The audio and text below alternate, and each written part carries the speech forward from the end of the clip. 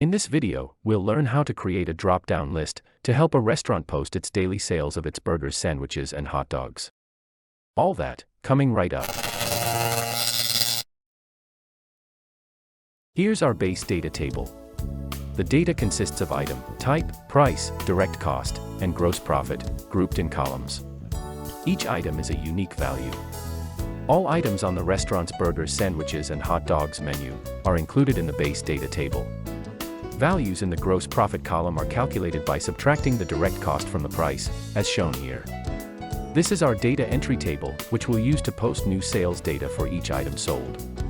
It contains item, type, number sold, and gross profit, organized in columns. We'll be using Excel's data validation feature to create a drop-down list using the unique items in the base table for our data entry table. You may be wondering why we need a drop-down list. Well, we'll be using it to select food items from a specified list of items when we post each sale in our data entry table. This will save us the trouble of having to manually type the name of each item for each and every sale. It also eliminates the risk of typos which create data inconsistencies. Okay, now let's get to it. Click the uppermost cell in the data entry table's item column to select it. This is where we'll initially place our drop-down list of items. Click the Data tab. Then, select Data Validation.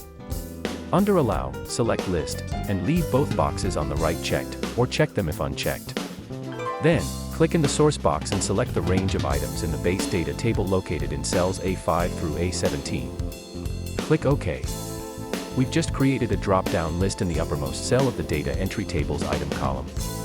Now, let's copy our drop-down list to the cells below it by right-clicking the cell and selecting Copy, then left-clicking and dragging over the cells below it, then right-clicking and selecting Paste Special, and then selecting Validation. This will avoid copying and pasting the border at the top of the column. Thanks for watching. I hope you found this video helpful.